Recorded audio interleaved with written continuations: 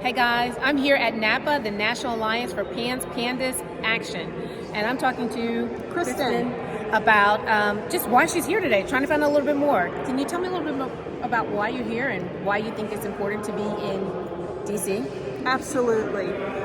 We're actually asking for Congress to fund PANS research and the appropriations bill. There's currently language in this bill, however, it's not funded yet. $5 million is what we're asking for. For most of us, this sounds like a huge amount of money. However, the NIH is the largest funder of research, medical research in the world. And this is really just a start. But I really truly believe that this is the way forward. Many children are diagnosed with this, and many more are not diagnosed and continue to suffer unnecessarily. There is hope, however. There are treatments available, but we do need more research. Many families find themselves in a position of knowing that treatment will help their child, but insurance will not cover it. So this is why I'm here today. Right. And I was reading one article about a young lady whose son had suicidal ideations. Yes. He was 8 years old. She paid for 2 doses of the IVIG, and after the 2, he lost his suicidal ideations. But he was seeing blood. He was having all kinds of hallucinations. Yes. I understand that PANDAS, from my work with doctors in the past, addresses 5 different areas, or five different areas are attacked. That's your visual, audio, cognition, fine motor, gross motor. Visual, meaning seeing hallucinations, audio, hearing different things, abstract things, cognition, the way you process things. With PANDAS, with the onset, like think of a car shifting the gears. You shift a gear, you go to first gear, second gear, third gear. It actually goes straight from first gear to fifth gear. So these kids are overwhelmed. Yes, it's very, very stressful for them, and it's like nothing I've never ever experienced before in my life. The theory is that the inflammation and the autoimmune antibodies attack the basal ganglia of the brain, which is a specific region of the brain. Sometimes these children also have comorbidities, other conditions that overlap, but it's very similar to long COVID. And what we're seeing with that, it has more of a neuropsychiatric presentation. It's not unusual for them to develop arthritis. Stanford University has a clinic that they do research on, and they've seen arthritis develop in a significant portion of their cohort. Wow. Yeah. Wow. Like maybe even gout, like arthritis gout? Not gout. It's really a reactive inflammatory arthritis. So you may have heard of rheumatic fever. Rheumatic fever affects the heart.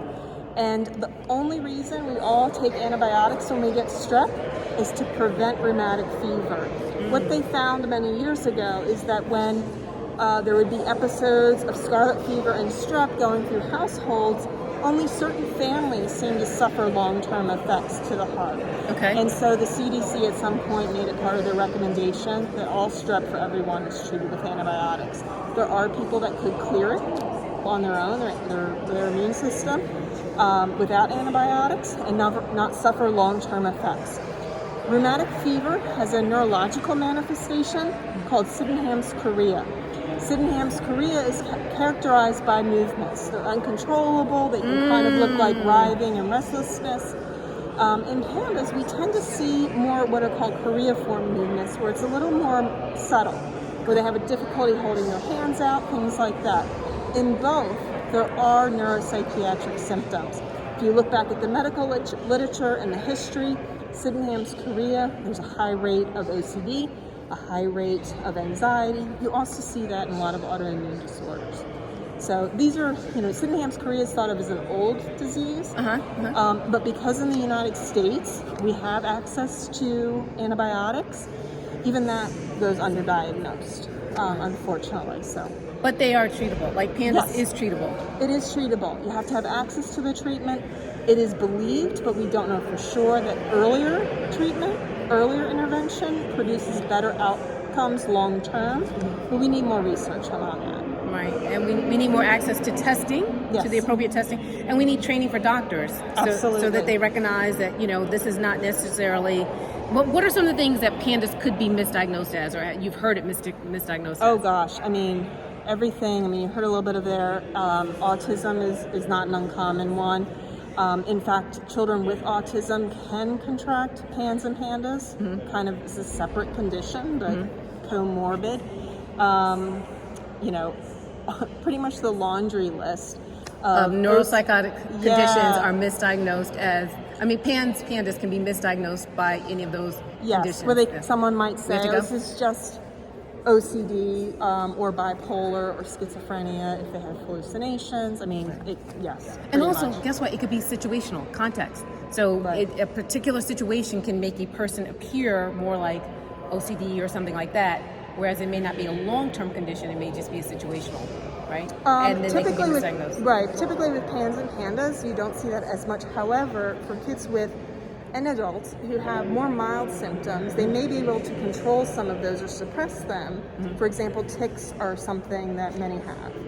And my understanding, I've never had tics. My understanding is that sometimes the individual can suppress the tics for a short time. They just need to release them later on. So, well, listen, I thank you so much for everything. Yes, thank you. This is phenomenal insight, guys. Thank you so much. We got to push for more funding for testing and for more education and awareness for physicians and insurance companies. It's a gamut. It's a whole gamut, not just one particular piece of the puzzle. Teachers. Yes. All right. Hey, guys, let's do this. Thanks so much.